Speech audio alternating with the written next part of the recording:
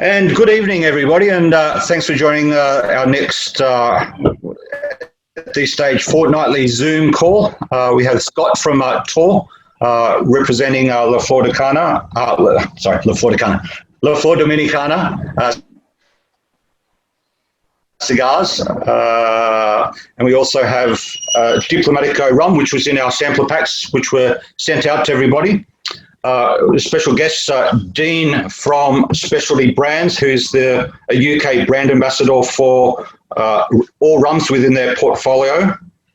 And we also have Tony, and I think Litto is going to join us, Gomez from La Flor Dominicana from the Dominican Republic. So I hand over to you, Scott, and let's get this show underway. Right, well, good evening, everyone, and thank you all for joining us on this warm, balmy autumn evening. Thank you to Paul, Anthony, John, and to Mitchell for giving us this platform to have a nice evening. Tonight we're joined by some very special people from the cigar industry. Antonio, I'll call him Tony, and Litto Gomez from La Flor Dominicana. And as you'll find out tonight, they don't do things in the orthodox way with cigar making.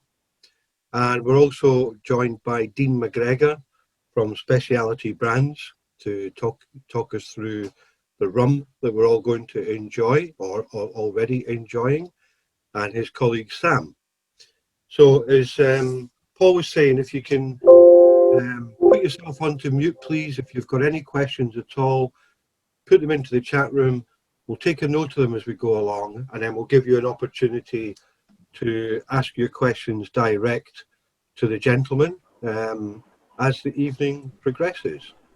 So, as I say, tonight you've got two cigars from La Flor Dominicana, and we have a rum from Diplomatico. So what I'll start off by doing is welcome Tony and Litto to talk about the cigars we're going to smoke, and then I'll ask Dean please to introduce the rum we're going to drink so that we all know what we're doing.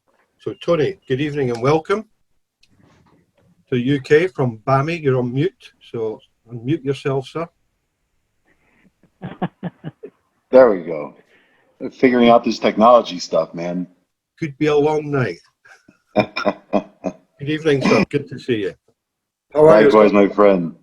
Welcome. There he is. Tony, you know the two cigars we're smoking tonight, Reserva Especial and Lenox. So would you just like to explain which sequence you would smoke them and just a little bit about each, please? Sure. So Reserva Especial and Lenox, two very popular cigars of ours for very different reasons. They're very, very different cigars, I would say. Reserva Especial is actually one of our oldest lines. I think it was probably our second or third line. Yeah. Second. Yeah, our second line.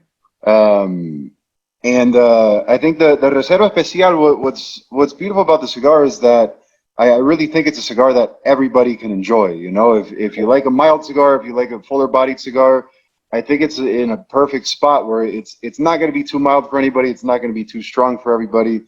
And it's just got some very, very, I think, elegant, smooth flavors. You know, I think it's a perfect cigar for any time of day and for any smoker, you know, and it's been very popular for us. One of the sizes of the Reserva Especial called the El Jaco, which is kind of like a funky little Perfecto Figurado.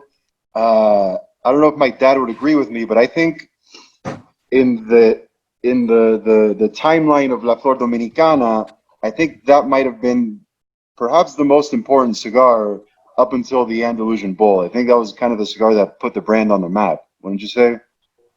I agree. Yes. Yeah. It was a major breakthrough for our company. The cigar was very successful. It actually triggered a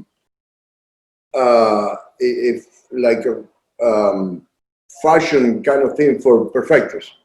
A lot of companies started making perfecto after us, and people started enjoying perfecto cigars. Okay, and it was right at a time in which Cuba was releasing the Cuava, the Perfecto sizes. I think it was right about that time, and it was a great moment for our company. Yeah, it took our company to a different level at the beginning. It's probably about 97 or something. Yeah. So yeah, I would say the three most significant cigars in LFD's history would probably be El Jaco, the Chisel, and the Andalusian Bull. You know, I think those are the three kind of like just, you know, cigars that changed things for the brand and brought us to new heights. So yeah, that's the Reserva Especial. It's a beautiful blend, man. I hope you guys enjoy it. I would probably smoke that one first and then move on to Lenox. Again, a totally different cigar, but just as beautiful in its own unique way. Lenox is a cigar that, so Nox means night in Latin. And this is a situation where, you know, we had the blend first without knowing what it was going to look like or what it was going to be called or how it was going to be packaged. But we had a blend that we knew we loved and a blend that we knew would work. And it was really the flavors itself of that blend that inspired the name and the packaging and the theme and everything behind it. It's just got these beautiful, just dark flavors. You know, there's dark chocolate and roasted coffee. And it's very unique and it's very different to a lot of things that we've done, because a lot of people tend to classify La Flor as very spicy brand. And I think Lenox is a big departure from that. It brought out a much darker side of the flavor spectrum for us. Again, it's been a very big success for us. It won the Best Dominican Cigar trophy from Cigar Journal back in 2016, I believe. Yep, there's the trophy, 2016.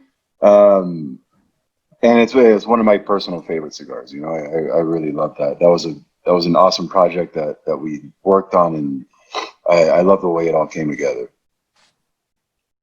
That's fantastic, Tony. And I purposely picked the two cigars tonight to be at the opposite spectrum of La Flor Dominicana, so that people could appreciate. You know, a lot of people think you're the home of Lejero. And sorry, Litto, good evening, sir. I missed you earlier to say good evening. Fantastic to have you here. We'll talk in a wee bit. Very nice to see you, Scott. Likewise, sir. But I wanted just people to experiment with the two cigars so they could see the differences and nuances between the tobaccos. So to make the point that although you are the Lejero people, actually these cigars are really cultured and fantastically flavorful cigars. It's a big contrast, huge contrast. Absolutely, absolutely, and in every aspect. So if I can move over to Dean, please. Dean McGregor, good evening to you, sir.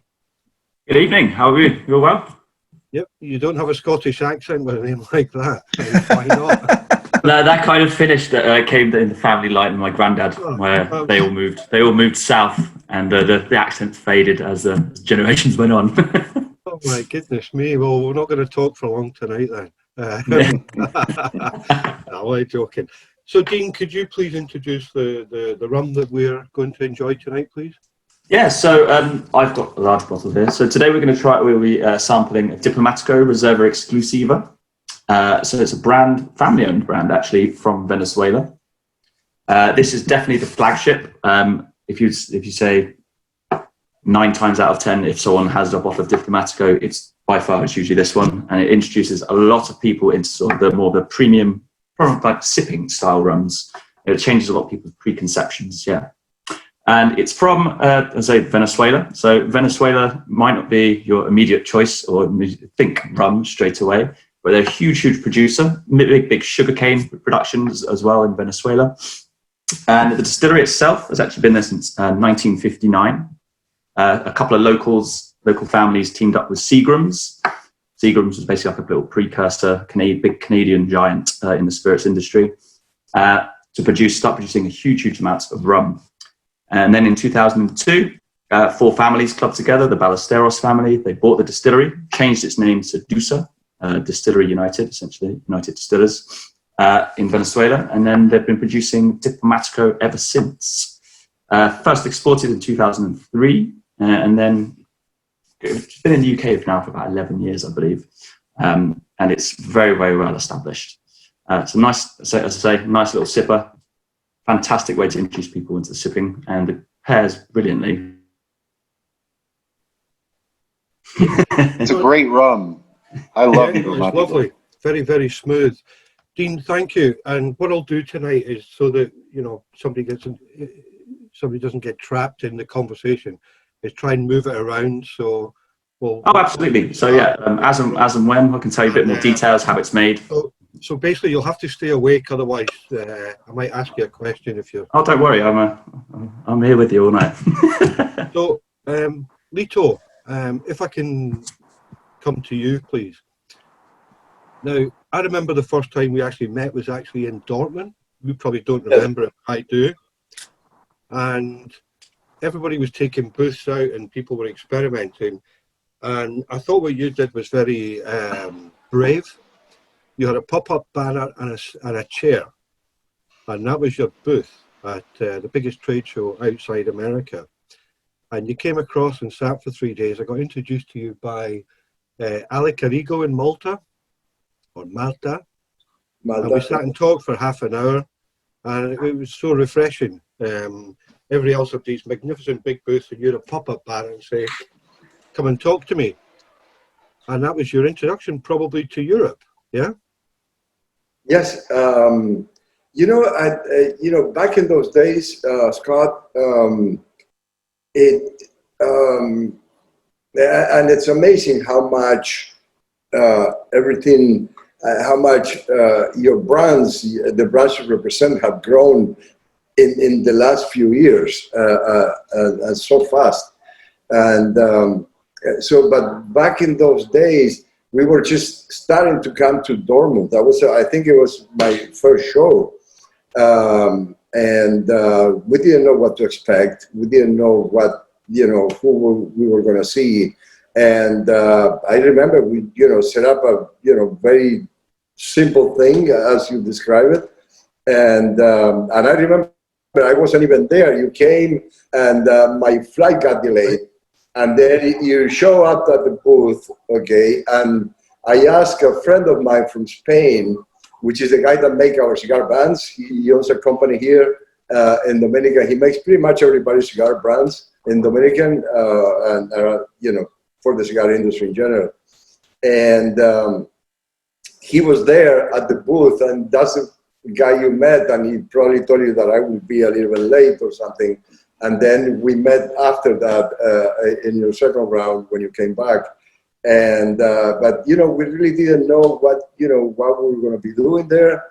And basically, I would see you, and I see two other people during the course of the convention, and that'll be it. The rest of the time would be socializing with colleagues or competitors and walking around, because it was just the beginning of all things.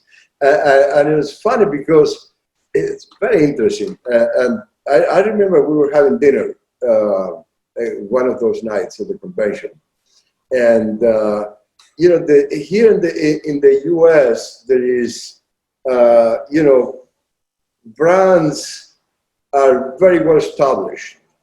And, some are bigger, some are smaller, but everybody has its very well-known name, okay? And we were sitting, it was about 6 cigar manufacturers, and we were having dinner.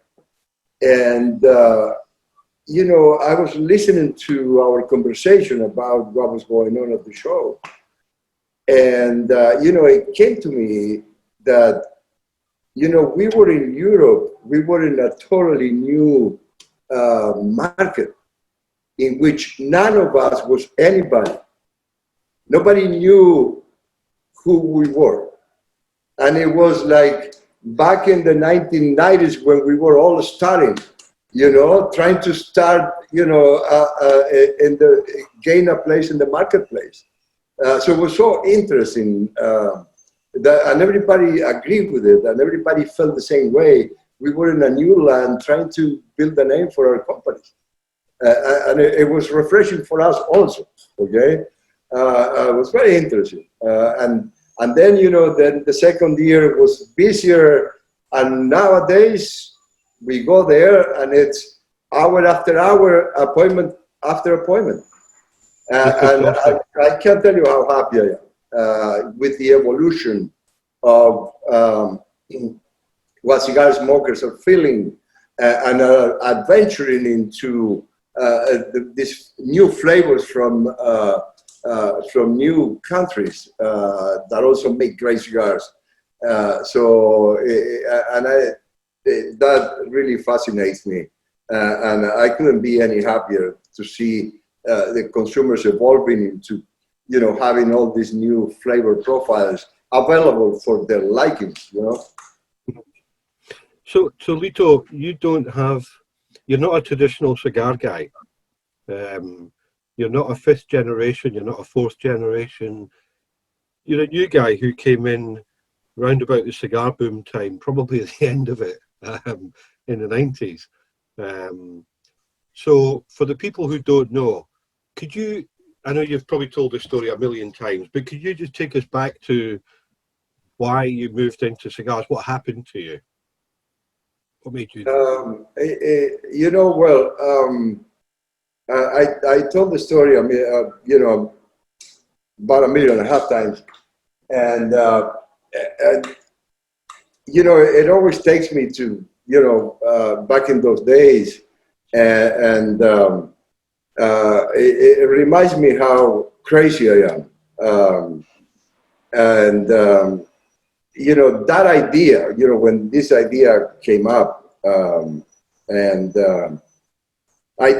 didn't think it made any sense. I mean, it was just as crazy as it could be. I had, and I'm a cigar smoker, and I know the names. I know, you know, the traditional names and, you know, the cigar manufacturers. So now I'm thinking, how am I going to go there and make cigars and then compete with these, you know, very well-established families that have been doing this for generations? I mean, it didn't make any sense. I mean, any business person, and I had my own business, my first own business, I was 24 years old. Okay, and after that, that was my first own business, and I became an entrepreneur after that. And I never went back to work. I just always had my own business. And some of them I liked, some of them I didn't like, some of them I did pretty good, some of them I did horrible. But I was in a few businesses before the most beautiful thing in my life happened. But, you know, as a business person, as an entrepreneur, I'm thinking this makes no sense. I have no chance for, never mind success, I have no chance for survival, okay? You know, I'm trying to use logic in this, but then at the same time, I'm getting this voice inside of me that is telling me, go ahead and do it. There was something pushing me to do it. And it was within me. It was nobody, you know, this whole idea came through a friend of my wife Inez and I. But my wife was not telling me, you know, Litto, go ahead and do it. It was me. It was my inner self that was telling me, go ahead and do it. Okay. So at some point I say, you know what, I'm not going to fight this thing anymore, and I'm going to give it a try. Okay. I done other things before in my life that I didn't know how to, and I was able to get away with it. So then, you know, I say, you know what, I'm going to do it. But my concept, and the only way I was going to be happy with it was if we make our own cigars. Okay. The chance of hiring a manufacturer to make cigars for us was non-acceptable for me. Okay, I would have to go, and I have to learn to make our own cigars. okay? And that part is what complicated the whole thing. It would have been a lot easier to, you know, meet with a manufacturer and, you know, go through blends and choose a blend, and then, you know, that guy will make the cigars for us, and then, you know, I will travel a lot, you know, around the world representing the brand. But that was for me, that was not the idea what I had of what I wanted to do. So I, you know, I say, if we're going to have a cigar, we're going to have a cigar brand. If we ever, by any chance, be successful with this, it needs to be our brand made in our own factory. Okay. So how difficult was it to buy tobacco? At the time, it wasn't difficult. Okay. I mean, you could go to a supplier back in at the end of '93 when I was just setting up the place. I could go to a tobacco supplier in Santiago, and they will have inventory of 3 or 4 years of tobacco from different years, different crops. And you could choose. I mean, you could, you know, take samples from different years and then, you know, smoke them, and then you choose what you want. That was the situation at that time. And I was very, very lucky because that allowed me to establish a relationship with this supplier of tobacco, and that was for filler and binder, okay? And so this guy was my supplier, and I established a relationship with him. So now, fast forward 2 years, a year and a half, the Cigar Craze starts in the United States, 1995. Everybody wanted to smoke cigars, even if they didn't like it. They wanted to smoke cigars. It was in fashion. It was cool. You know, you had Sylvester Stallone in the cover of Cigar Aficionado. You have Arnold Schwarzenegger, and you have, you know, all these icons from sports and movies at the cover of Cigar Aficionado. And that now it became the coolest thing to do, okay? So everybody was smoking cigars. Restaurants couldn't say no. I mean, you know, people would light up a cigar inside a restaurant, which they didn't like it because, you know, they allowed cigarettes back in the day. But cigars, no. But at that time, they just couldn't, no restaurant could say no because everybody was smoking. And so just imagine the consumption went from 100 million cigars to 300 million cigars in a very short time. And the demand was huge. And as you know tobacco very well, increasing production is not something you can do from 1 month to the other, okay? You have X amount of tobacco for X amount of years of production, which is your inventory. And, but to add to that, it has to go slowly. It can't just happen from one, you know, from 1 year to the other. And so when this whole thing started, the supplier's inventory disappeared. Okay, so now they just had the tobacco from the last crop, okay, or from the year before crop. So, and you know, there is a time there that, you know, we were getting some, you know, a good level of success for our youth, for our short time in the industry.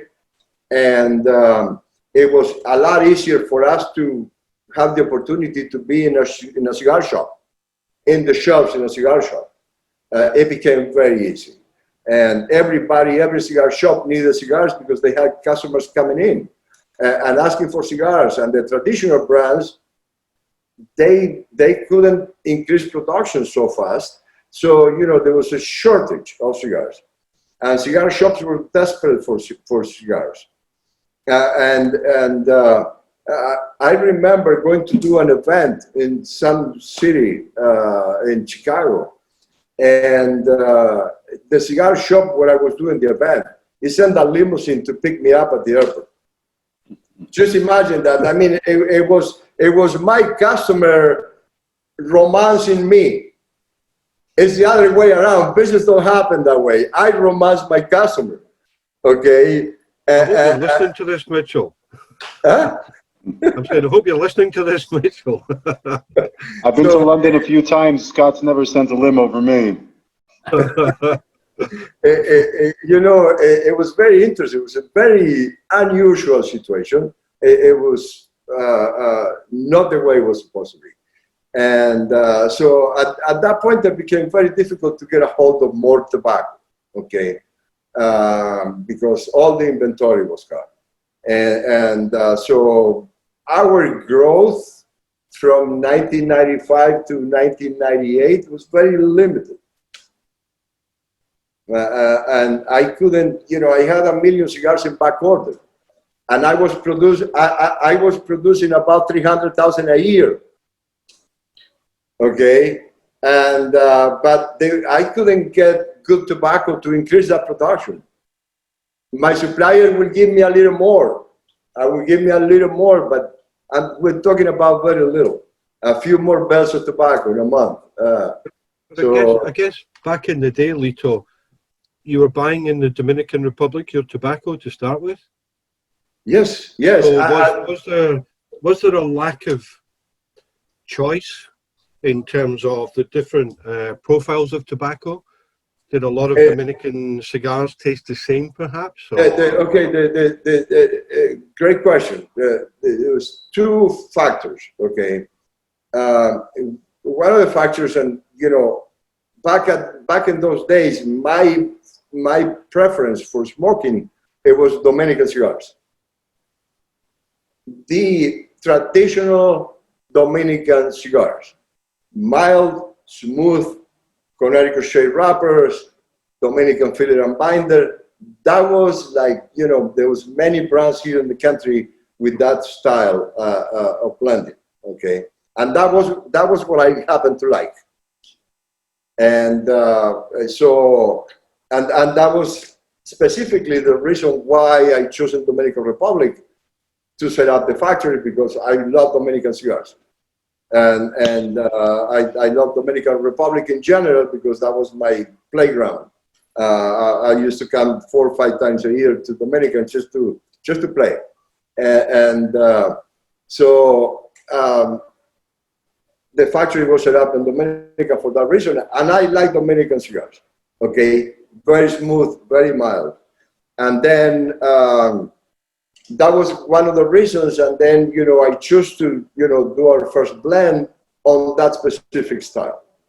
But then, as I want to try to do something else, a different blend, now I start calling tobacco suppliers, and nobody will even pick up my phone calls because I basically was unknown. Nobody knew who I was, and tobacco suppliers didn't have any tobacco, okay? And so there was no way to get other types of tobacco from other countries, okay? Because first of all, they didn't have tobacco. Second, this guy from the Dominican Republic called Litto Gomez is calling. Litto who? Nobody knew who I was. And nobody would pick up my phone calls. So, and then, after 1998, more tobacco was grown in 1997 in different countries. Suppliers had a lot more tobacco. And at the same time, when every factory increased their production tremendously and the consumption went down.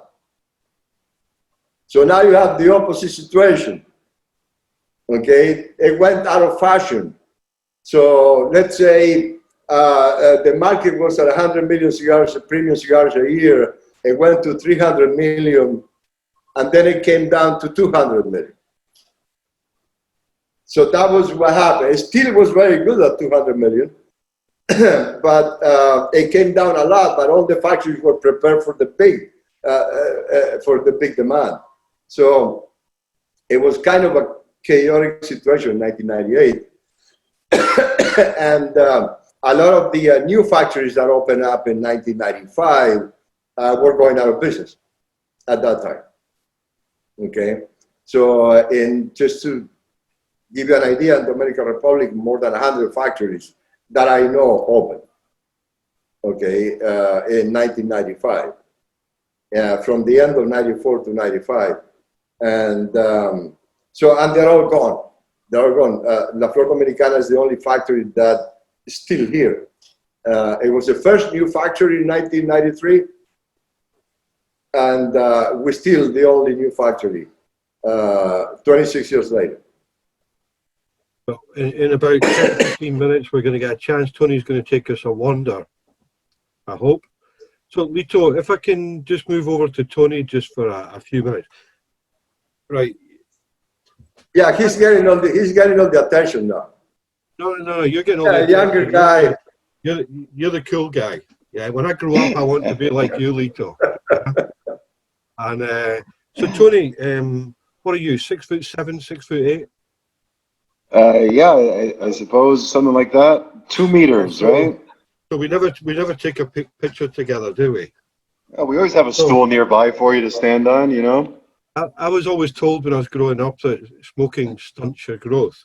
So what age were you when you had your first cigar? I was told the same thing. God knows how tall I could have been. Can you imagine? My first cigar was probably, I don't know. I was far too young, far below legal age, but,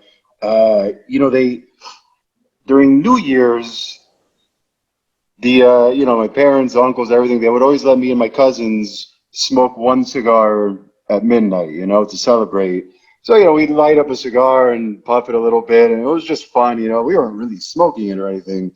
But the first time I really smoked a cigar, and this is a great story, is I was probably 16, and I was on summer vacation from school. So I came down to spend a week or a couple weeks down here in the Dominican Republic with my dad. And so we were in his office one morning, and he passed me a cigar, which at the time, that was actually it was a test blend, I believe, for the LG line, which was not too far away from being released. If anybody's ever smoked the LG, it's a very, very powerful cigar. So anyway, I was in my dad's office. He passed me a cigar. He said, "Here, Tony, here's a cigar. Today you're going to learn how to smoke." And so I light up the cigar.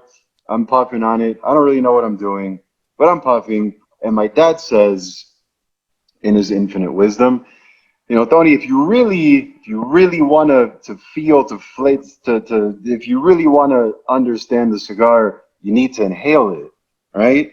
So, it seemed a little odd to me at the time, but what do I know, right? He's the cigar guy. So I proceed to inhale the cigar, and then I spend about the next 5-6 minutes on my knees in front of the toilet, vomiting my entire life away.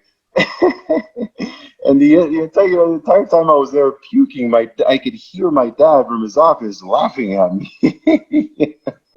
So, I finished, I cleaned up, and went back into the office, and I said, "Dad, you're an asshole, man." And then he said something I'll never forget. He said, "Tony, now you know how not to smoke a cigar." Very good, very good. So how did you get into the business? I mean, I can imagine Litto's persuasive, or was it your own making, or? No, quite the contrary, actually. He never pressured me. He always told me to pursue something that I liked and something that made me happy. And, he always let me know that if I did want to join the family business, then he would have a position for me. But it was never a thing where I had to do it, or he'd make me feel guilty if I didn't. It was nothing like that. He always, I think, just wanted me to pursue something that made me happy. So it wasn't my original intention, to be honest with you. I was in college. I was actually an English major, a writing major, and I was thinking of going to film school. I was thinking of doing a few different things, and but at one point, and I'm pretty sure it was sometime around my junior year, towards the end of my junior year of college, and I believe I was playing beer pong, actually.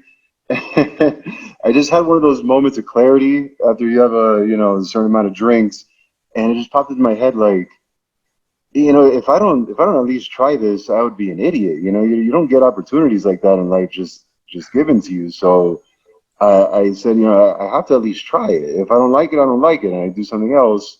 But I had to at least try it. So you know, we decided a little later that, you know, after I actually, we decided that I would start as a sales rep in Florida and covering the state of Florida. And I actually, you know, a few months before I graduated is when I actually started hitting the road on weekends. I would go, you know, I would drive from Tallahassee, which is in the panhandle of Florida. I would go to Jacksonville, or I'd go to Tampa or Orlando and visit shops. And then once I graduated, it was full time, and I never looked back, you know. So I did that for about 4 years, and now I've been at the factory for about 7. And what's it like working with your father? Oh, it's a new adventure every day. Don't worry, don't worry. Litto can't hear you, so you can tell the truth, okay? It's a new adventure every day.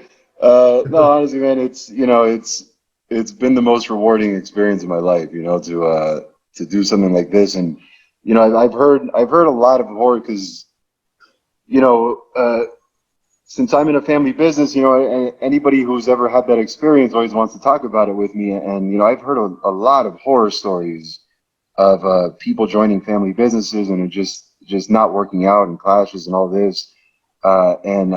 It's never been my experience. You know, I think my father and I have always gotten along extremely well. I think we work very well together. We make a great team. And I mean, yeah, I've learned he's a great teacher. You know, I've learned everything from business to life and everything in between. It's been an amazing experience, and it continues to be. You read the autocue very well there. Litto, what's it like working with your son? I'm allowed to tell the truth, right? Yeah. Only if it's favorable to you out there thinking about bringing your son into your company, don't do it. Really? Okay. Listen, it's I didn't create or build this company for myself. Okay, I mean, I enjoy it. I'm having a blast. But I don't want to sell the company. I don't, you know, I've been approached by a few companies trying to buy our company, and you know, that's not what I built this company for. I built it for my family. I built it for my kids. Okay, and you know, just to know that, you know, at least one, okay, fell in love with this business and what he's doing in the business and his role in the industry. That changed the whole perspective of the future for me. And and soon after Tony started as a salesperson, traveling in Florida, I asked him this question, Tony, what do you like about your job? What do you like about what you do? And you know, he told me that you know, he really enjoyed going to a city in Florida because he knew that in there he was going to see this guy and that guy and their friends, and they have built a relationship, and he's driving there and, you know, looking forward to get there so he can spend time with these people. Okay, he didn't mention the money, he didn't mention, you know, the sales or the success. He just enjoy meeting people and building relationships, and that was his answer. So when he told me that, at that point I realized that he was falling in love with the right part of the industry. And so that at that moment I said, you know, he's going to stay. You know, he's hooked. He's going to stay in the industry just because of what he told me. And at that moment, you know, my whole perspective of the future for the company changed. Now I know that, when I'm gone, my kids will continue with the company and continue to build the company over the years. And now they become second generation. And so for me, it's a blessing. Tony is not, is a much more relaxed guy than I am. I'm kind of explosive, kind of a firecracker kind of thing. But Tony's a lot more relaxed, and so he gets to me in different ways. He doesn't confront me. He knows how to get to me, and so it worked out really well. We having fun working together. That's the bottom line. We can create together. We can argue about things, about colors. We can argue about blends. But at the end, we come to an agreement, and things work out really well. And I could not be any happier for having that that person that happens to be my son to share opinions about things.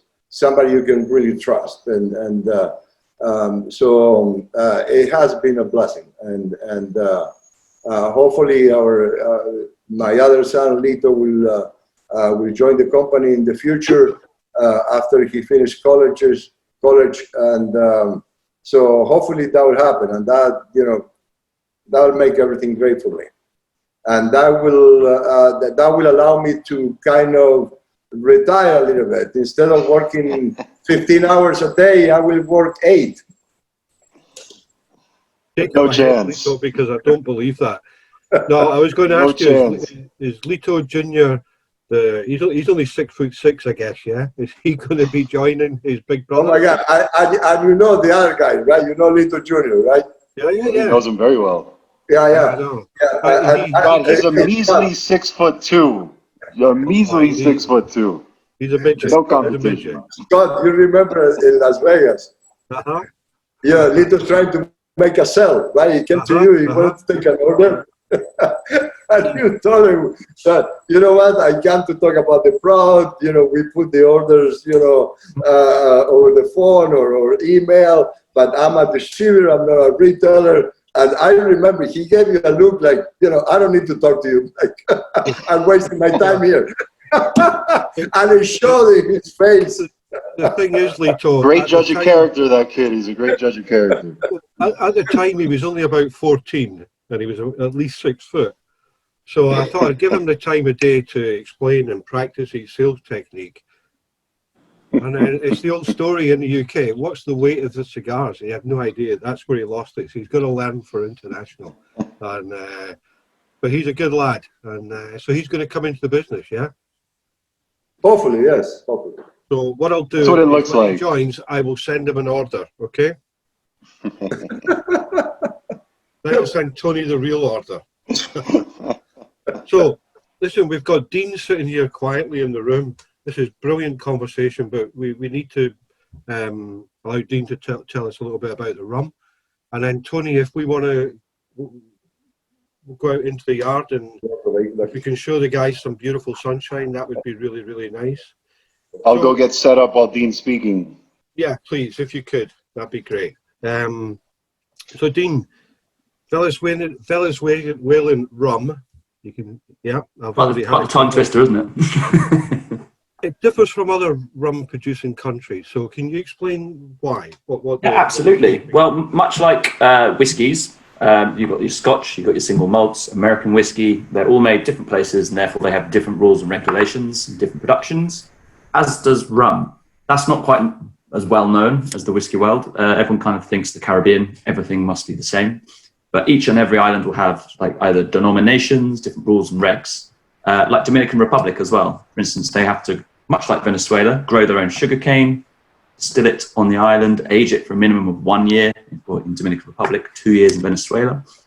So you have a lot more, rather than importing molasses, everything pretty much on site. So Venezuela, we actually grow all of our own sugarcane. All of the cane comes from 1,000 hectares of beautiful sugar. The little sugar factory next door, fortunately, hasn't had much funding, so we get really rich sugar molasses. And then what makes Dimplomatico slightly different is they sort of utilize sort of the stills and the production of maybe more akin to a Scotch, so more of the pot still. Because rum, no matter where it's made, can either be made like a vodka, quite light, quite elegant, or it can be made like a single malt, or anywhere in between. Diplomatico actually make more of a sort of pot still, heavier style of rum itself. And it's aged much like a whiskey in casks. In Venezuela, it has to be a minimum of 2 years before you can legally call it a rum. We've got here the Reserva Exclusiva is actually aged for 12 years in ex-bourbon and also ex-Scotch casks as well. Obviously, it's a lot hotter in Venezuela than it is over here. So you get the angel share. The angels are far, far thirstier. So you lose about 8% of a year. So by the time you've got to about 12 years, about 60% of our rum has evaporated. But what you're left with is beautiful. You have to keep topping up with older rum, yeah? Yeah, well, no, we just leave it. We leave it static rather than, because once you crack it open, that's when you have, once the barrels are opened, that's when the taxman comes calling. So they tend to keep them sealed to the most, before they blend them all up. And what's the oldest rum that they manufacture? I believe it's called the Ambassador, and it's up to 16 years old. That one utilize sort of sherry cask finishes, so the Oloroso and Pedro Jimenez. They use 5 different casks with this one. So this one's 3. So it's first fill bourbon, ex-bourbon casks, and ex-Scotch. That'll be a third fill cask. I mean, I guess in your industry, sustainability is becoming a major talking point, a major objective for a lot of manufacturers. Oh yeah, it's a big focus. You'll see lots of brands, lots of distilleries spending a lot of time, a lot of effort putting a lot of sustainable things in place. Particularly Diplomatico as well. They 100% of their liquid waste, 100% of their sort of solid waste all gets recycled, turned into fertilizers, which is then utilized onto the sugarcane as well. And they have a certification which the acronym has eluded me right now, but every 3 years they have to reapply for it. And it's basically sustainability certification. So they're doing good things, planting trees. Being Venezuela, they're very close to the Amazon. So they work with lots of charities, planting trees for their gin and things like that as well. So really sort of giving back to the local community and making tasty liquid whilst doing it. Have you had a chance to go to their factory at all? I'm waiting. It's, right, okay. COVID kind of put an end to that, and but one day, I have been to the Caribbean, and it's a beautiful place. Yeah, stunning. I haven't been to the Dominican Republic yet, but that's on the wish list as well. Definite must place to go to, and if you are going, Litto and Tony put on I don't want everyone to invade them, but they look after you really incredibly well. And what we're actually going to do now is, Tony, can you hear me? Is he gone? Hey, Scott, I think we had a question from Sam, who he just wanted to ask. Sam, are you there? Yeah, I'm here. I just wanted to ask you, Dean. You mentioned it's pot still. I mean, how does that affect the liquid? So it's obviously going through a type of still. How does that affect the liquid? You've kind of broken up a little bit there, but I kind of... Sorry, can you hear me, mate? Yeah, I got the gist of what you're saying. Well, Dean, can you hear me? Yeah, I got you. You're frozen again, but I got the gist of the question, Sam. Yeah, so Diplomatico, actually, at their distillery, they have 3 different types of distillation equipment. So they have big old pot stills that they actually got from Scotland back in 1959. So that makes a really heavy, weighted, good, full-bodied, lots of aromatics. That's where you're getting the big banana kind of notes from, really full-bodied. So about 90% of the rum is that. Then they've kind of balance it out and give a bit more of a journey on the palate. They've used a very, very light rum from a column still, which is nice and peppery. That gives that kind of nice spicy kind of notes. And they've also got something that looks like, it's called a batch kettle still. I've never seen anything quite like it. It looks like the shape of what a child would draw a submarine, like with like the antenna popping out the top. And it's about 60,000 gallons from Canada. It used to be used by C.Gars that actually produced rye whiskey. We utilize that. So that gives real sort of body creaminess and bold. So they all get aged separately, and then we bring it all together, marry it all in big casks, in big vats before we cask it. And then we blend it all. So we've actually, each one of the range is a slightly different blend of rums to suit different needs, really. So this one is meant to be quite unctuous and quite decadent. Nice little sweet treat. Cool. Right, if you want to go to your speaker view, hopefully, Tony, can you say something? I'm here. I can hear you. Can you hear Tony's me? going to take us for a walk around their beautiful yard. Okay. Okay, so we're here outside of the factory. Unfortunately, I can't show you the whole thing because of restrictions with the Wi-Fi zones. It just doesn't. I just can't get everywhere. But this is the outdoors area, as you can see, Scott. Beautiful day out. All right. This is our little garden area. We do actually quite a bit of cooking here, and by we, I mean my father. I do most of the eating. He is a spectacular chef. This is a little kiosk gazebo. This is where we greet visitors. We'll sit down here, have a key, some, etc. Whatever. This thing's here. This is our interpretation of Lady Liberty. She's got her smoke. She's got let's call it a rum.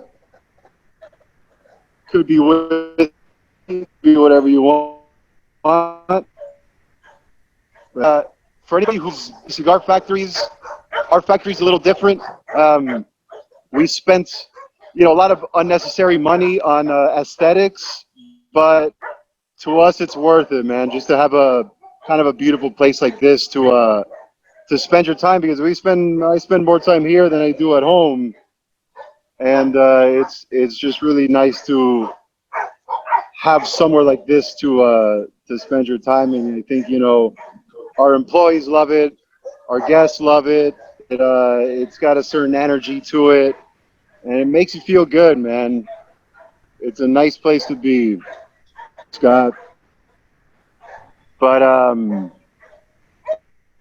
yeah, I'll move around here to the corners so you can see. So there's a whole bunch of buildings. Into the rolling room, if you can. Yeah, I'll move in there now. I might cut off, but I'll move in there.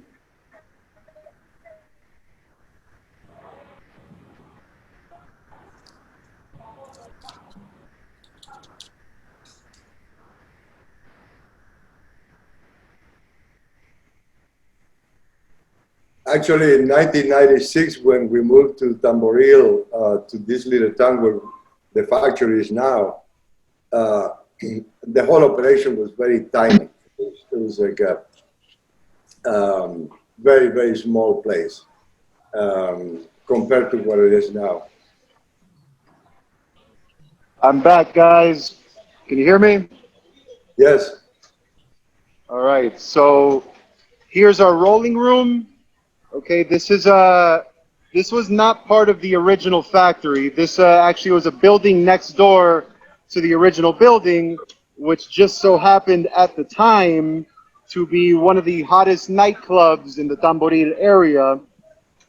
That was the dance floor that you can see there in the middle, and we kind of kept it in place. We've renovated it, repainted, done a few things, but a lot of the spirit of the building is still intact.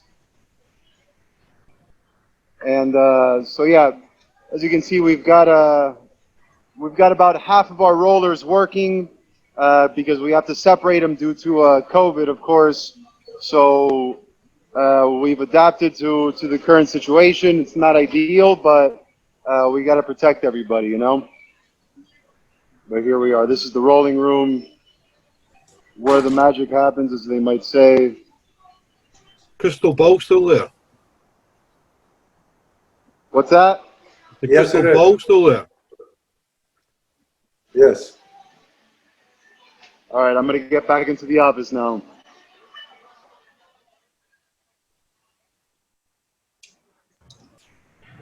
Just thought we'd show you something a little bit different and take you to the Dominican Republic and just show you what a beautiful factory Litto and Tony have. It's if anyone seriously gets the chance, and you go into the Dominican, you're going into the, is it Tamboril? Is that how you say? Yes, Tamboril. Tamboril.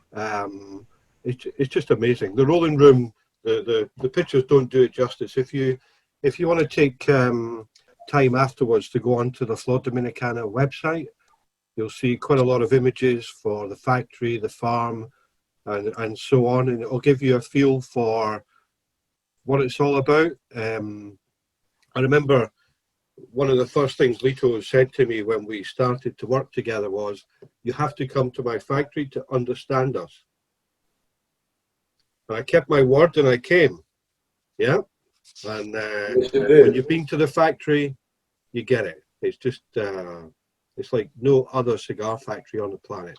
It's amazing. So anyone who says every factory is the same, they don't know. Thank you, Scott. So tell me, there's a lot of techie stuff, like quick fire. How many cigars do you guys produce a year? Last Me year, or my dad? almost Not enough. almost 4 million cigars last year, 2019. This year, I don't know how many we're going to make. This is a very strange year. So we still at 60. We are 60% capacity now, and we are figuring out ways to bring more rollers in, provided that that we can have them in a protected area, minimizing risks. So I'm pleasantly surprised by now.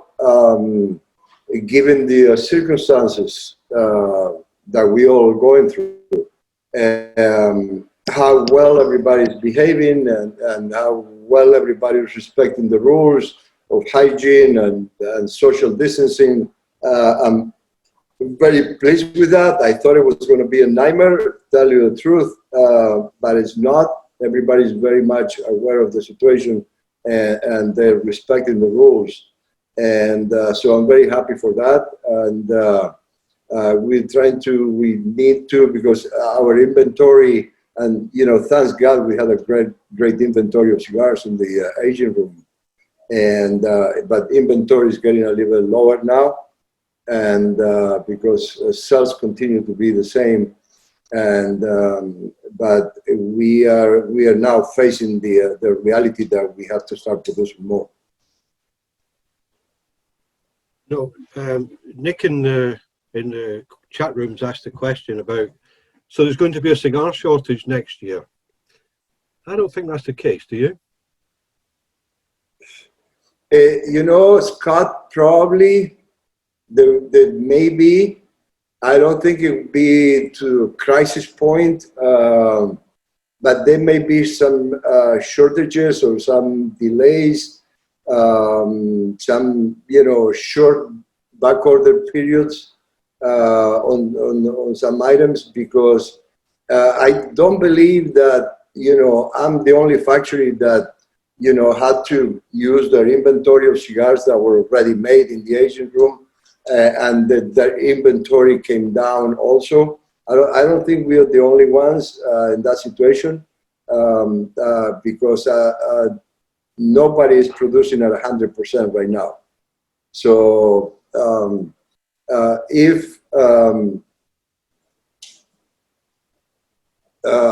I don't see a crisis coming, I see maybe some shortages for small periods of time. Litto, we've been living with that now for quite a few months from, I'd say, all manufacturers. The lead times are getting longer. The shipping costs are increasing because there's fewer flights coming into, say, the UK than there was in February, so the prices go up. The airlines or the shipping guys prioritize essential products over non-essential products. So sadly, cigars are not classed as essential, as much as we would like to call them essential. Who makes those decisions? Okay. I know. How can cigars not be essential? No, Litto, we're not talking politics. There's enough in this in our country at the moment. We don't need any more.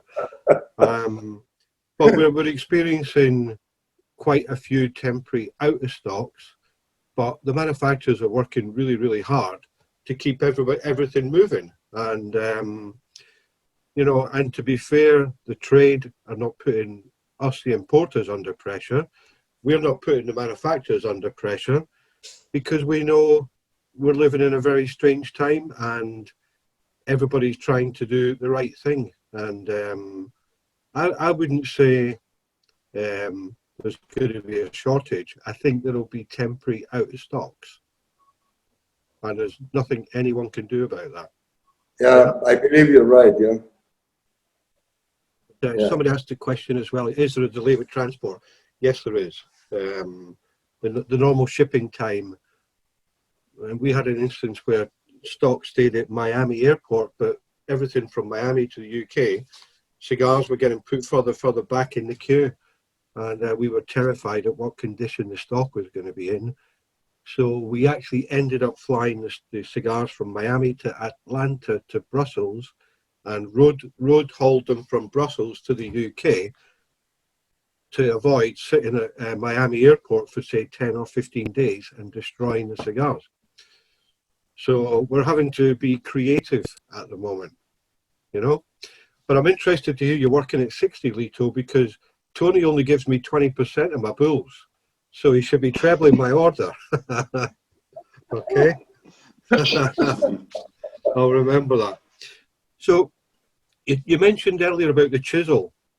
So anyone who's familiar with the Chisel will know that there's a cigar with a flute end on the end of the cigar, which is unique to Litto. So can you tell us the story of the Chisel, please, Litto, and how that came about? Yeah, definitely. It was almost an accident. I remember that, you know, one morning I was driving to the factory, and I realized that I was chewing on my cigar, which is something very unusual for me. And so I pulled, you know, I was smoking a Robusto, and I pulled it out of my mouth, and I looked at the shape. It was chiseled. It was flattened, okay, at the head. And, you know, even though, you know, it looks ugly when you're chewing on the cigar, but, you know, I looked at the shape, and I'm thinking, you know what, I'm going to try to make the cigar like this, because it feels very comfortable. I mean, even if you're smoking a large ring gauge, you know, you don't have to open your mouth like if you're at the dentist, so it's and the way that the smoke comes out of the cigar, and it gets distributed in your palate. It's fascinating. So as 5 minutes later, I was at the factory, and before even somebody talked to me and distract me, I walked straight to the rolling room and got one of the cigars that was just made, and a blade, and I started cutting the both sides of the cigar next to the head, and I chiseled it and put it in the shape that I wanted. And then I gave it back to the roller, say, you know, please put the wrapper on this. And so when I saw the product finish, I fell in love with the way it looked, and I cut the head off, and I lit it up and smoked it, and it smoked fascinating. It was great. I mean, and it's not like a huge innovation. It's a very simple innovation, but yet it was never done before. It made a lot of sense to me at the moment. And so right there, I started with the project, and about 9 or 10 months later, after molds were made and the rollers were trained and everything else, we were able to put the first chisels in the market. And it had become like a flagship for our company. Absolutely, a great an identity also. So I'm very happy with that day that I was chewing on my cigar. Talking about other flagship cigars, the Andalusian Bull. So I guess you guys thought success in what, 2006? You were #2 cigar of the year. Yep. Yes, with the Coronado. And then in 2016, 10 years later, you won the #1 cigar, best highest rated cigar in the world with the Andalusian Bull. So I guess that we should go down and put a bet on 2026, yeah? I never noticed that, Scott. You might be onto something. That's interesting. Yep. So I guess you wake up in the morning, you go to work, and by the end of the working day, you've got the #1 cigar in the world. So A, how did that feel? And B, what happens to your business? Because I guess you might have got 1 or 2 orders that day, yeah? So Tony, those poor girls at the office. You were in Argentina, I believe, yeah? I was on vacation, and so it's a good story. I was in Uruguay in Montevideo. I went down there with my mom to spend the holidays with my family down there, and we just signed the contract to start importing into Argentina with a distributor. So I got in touch with him. I said, hey, I'm going to be in Uruguay. It's right next door to Argentina. Let's plan something. Let me cross over, and maybe we could do a couple events. And so we had planned that some months before. Argentina is a very complicated country. It's actually might be worse than the UK when it comes to cigars. So in Argentina they receive the cigars, but they can't take them out of customs for like a month. It's just a whole long process. It's absurd. But anyway, so he had placed his first order, and we had shipped it out just about a month before I was there. And he had just been able to take it all out of customs, just in time for me to show up for the events. So the day that I'm going to Argentina, I'm in this, in a ferry crossing from Montevideo to Buenos Aires. And, it was just at around the time when, my cell phone disconnected from the Uruguayan towers, and I was still too far from the Argentinian towers, and I was in no man's land. I had no reception, no connection.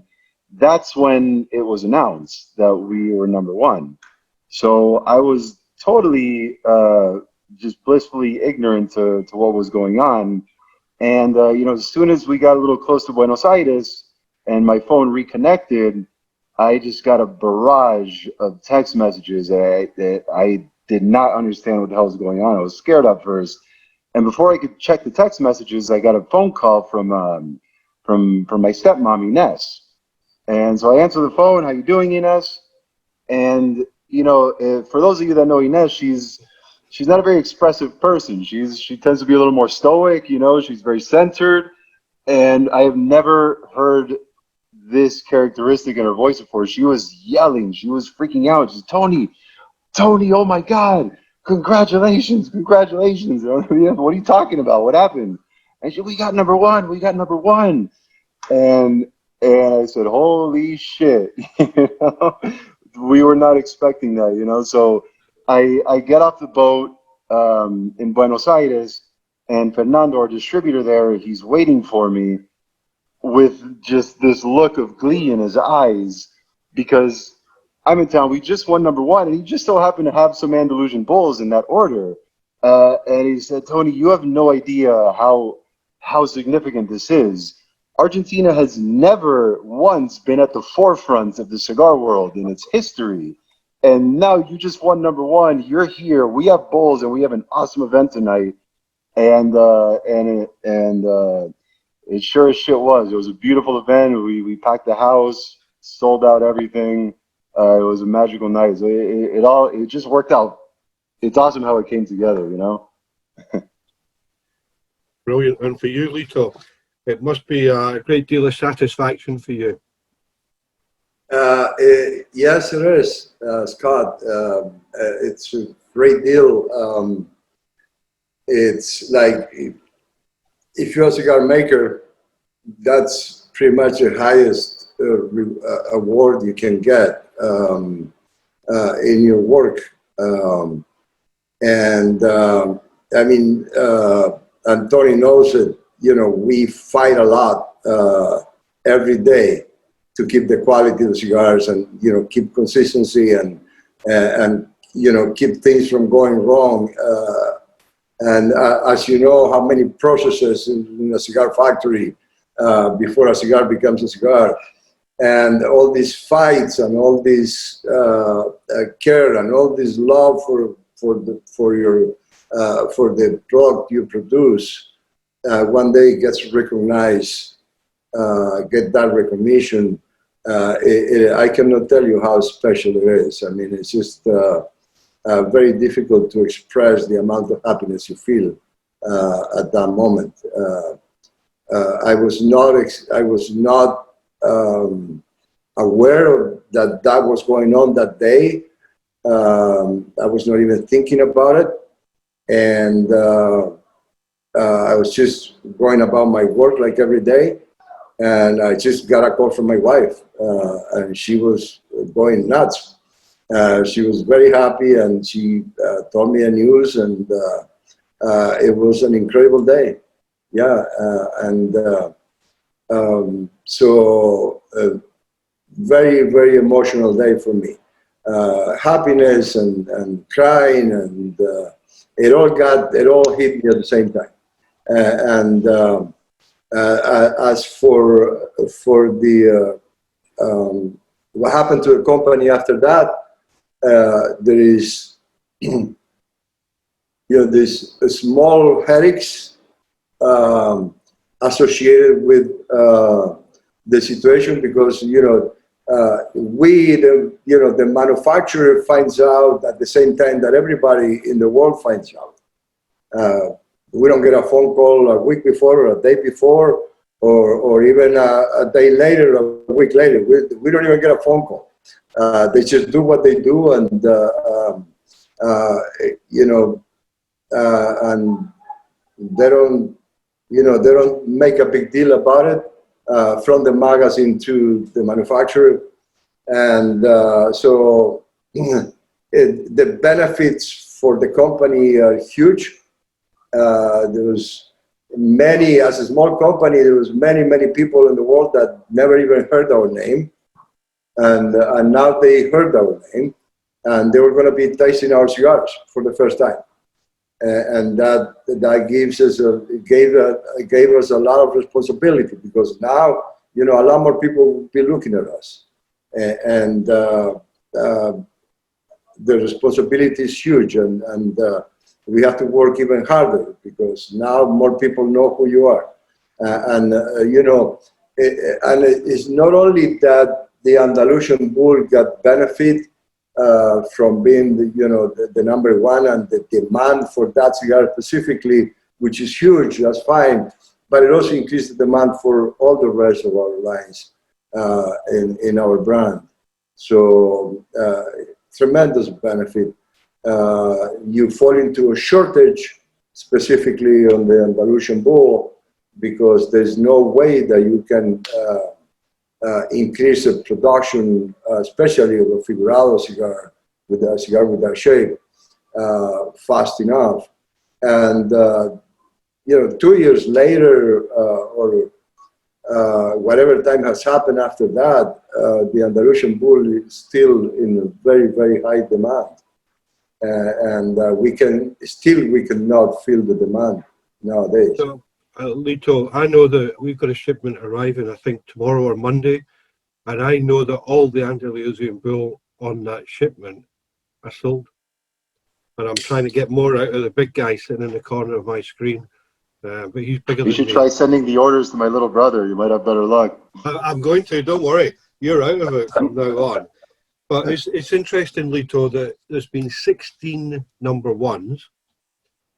And if you take people like, okay, Habanos have won it 3 times, Padron have won it 3 times.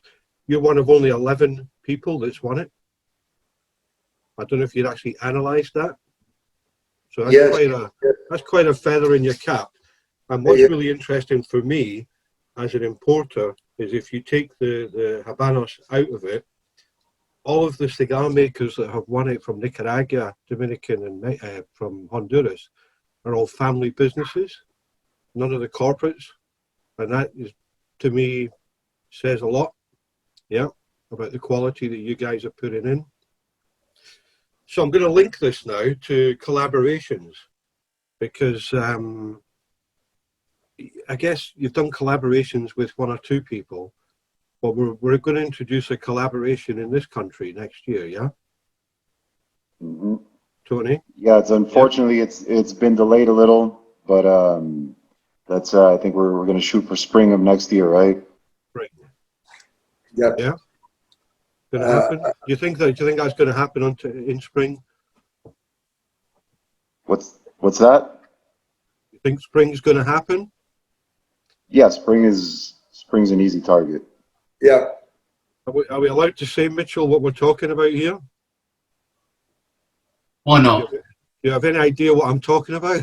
Yeah, absolutely, absolutely. And I'm not drinking the rum, I'm afraid. I'm on soft drinks. But over to you. Why don't you give some details, Scotty? Because we're pretty excited about the project. Yeah, we've been working on this for a while, but obviously COVID-19's put a spanner in the works for this year's plan. But all going well. We'll say early to late spring. Is that a fair enough window? Yeah. Yes. Early to late spring. We hope to see Mitchell Orchant La Flor Dominicana 3 Vitolas appearing on the market. Actually, Orchant Seleecion La Flor Dominicana. You know my grammar. Okay, I apologise. So they will be in 3 sizes: a 5.5 by 42, 4.5 by 50, and actually we're going to do the little El Jocko Figurado 4.5 by 32-54.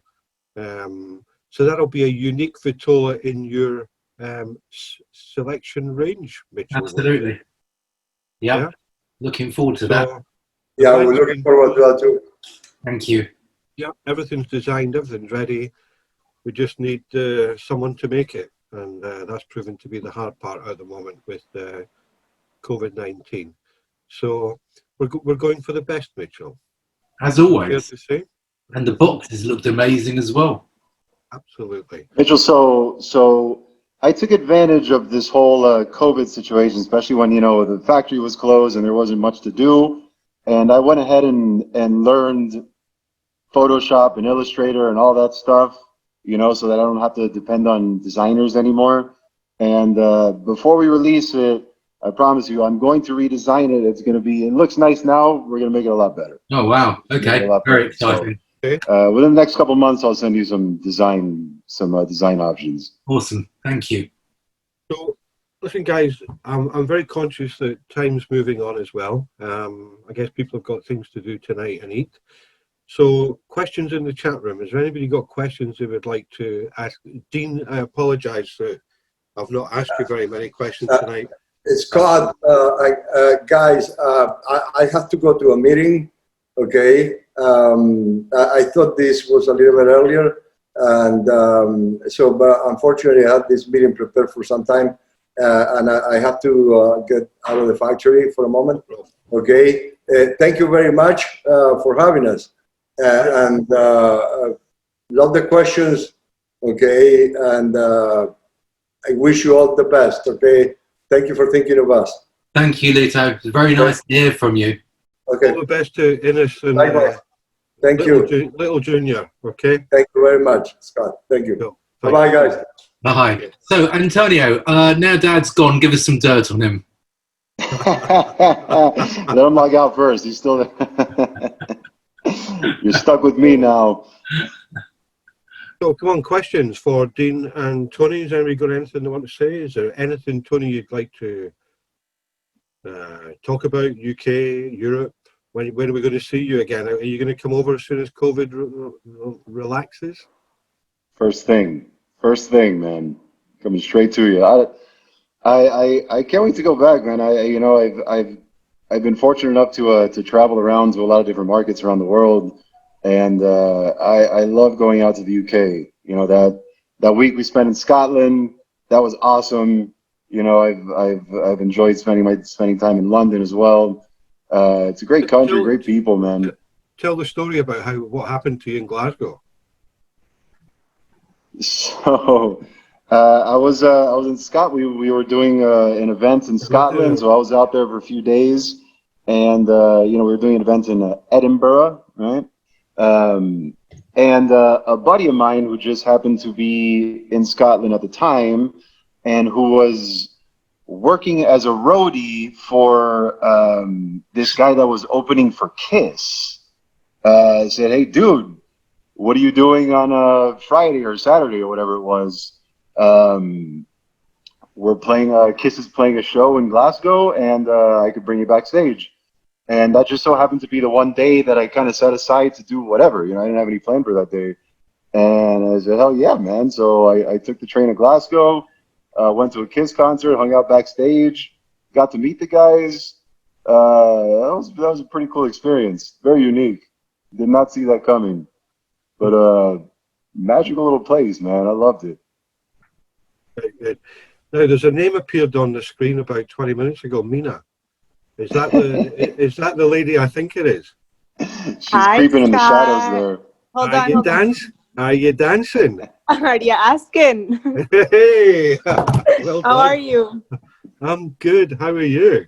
I can't see you. Hold on. I'm on my phone. I'm good. Tony was like, this is my "We're girlfriend, doing Nina, this." everybody.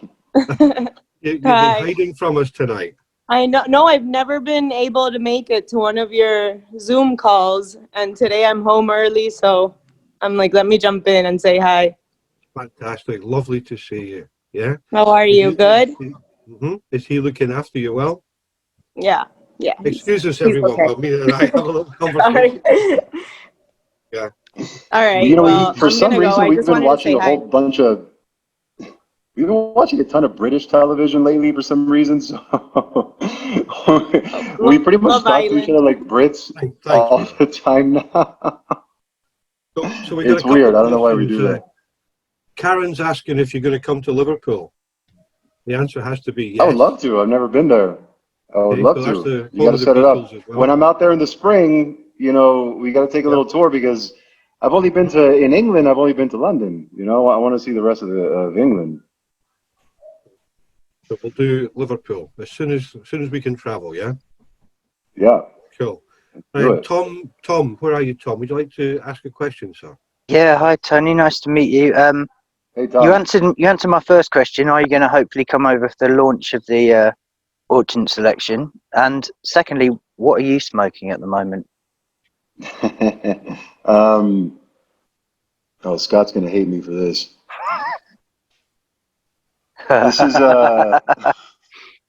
you can't buy these. They're Amazing not for sale. cigars. I make these for myself, but this is a bowl in my favorite size. This is a 41 by 6 1/4. And I just think this is just the most beautiful size. You know, I was in Spain, in Madrid, and I was looking through a humidor there, and I forget which brand it was, but I was looking through the Cubans, and I saw one with this size, and I said, man, that's just like, that's the perfect size, you know? And I said, I'm going to make cigars for myself in that size. So first thing I did when I got back to the factory was I had to make Andalusian bowls in this size, and it's been my go-to cigar for quite a while now. So it's one of the perks of all this. We might release it someday. I don't know. We'll see. But for now, if you want one, you got to find me. Well, maybe you can bring some over to Liverpool. I'll bring you one, Tom. That'd be amazing. That can be your event cigar. Okay. Oof. It could. It could be a lot of things. We'll see. Cool. And then we have a question here from Lawrence. Where are you, Lawrence? Wondering, what cigar in your range would you see as a special occasion cigar, if any? What cigar do I see as a special occasion cigar? I wouldn't say any in particular, because I mean I'm always smoking the cigar that I want to smoke. A special occasion cigar for me would be something that's been aged for a long time. You know, something that's been in the aging room or whatever for a long time. Something that's rare that I can't just make more of. You know, so that's what I would consider to be a special occasion cigar. Thank you. Okay, well listen, I think we've just about got to about the end of the show, guys. Tony, Dean, Litto, I know he's away. I think you've been incredibly entertaining and very open and forthright, and I had loads and loads and loads of technical questions for tonight, but you know what, it's been good just to listen to the stories and relax and enjoy. I hope everybody else feels the same. Certainly made it a lot easier for me. I'd like to thank Paul, Anthony and Mitchell for allowing us to borrow the room. We're back again in a few weeks' time with Alejandro Tourette from Casa Tourette. So Tony, you would know Alejandro? Great guy, great people. Really good, really interesting guy who I think you'll all enjoy listening to. And you'll see just by me asking that question to Tony, nobody's embarrassed to talk about anyone else in the industry. Kind of look out and watch each other's backs, huh? We're all friends, man. You know, this is such a small industry that if you're a real dick or an asshole, you get weeded out very quickly. You know, you don't last very long. So that's one of the good things about this industry. You know, if you want to make it, you have to be a decent person. You know. So just in regards to the next upcoming virtual hearse, on the 24th of September, we have the Camacho Distillery release. It's being paired with a Port Escape. So you can go onto the Cigars website and search through to the virtual hearse. That one is already listed. And we're also going to feature our recently released Stella Do single cask Kalila. So it'll be a good event. So go onto the website and we'll have all listings of all the virtual hearse coming up over the next 6 to 8 weeks as well.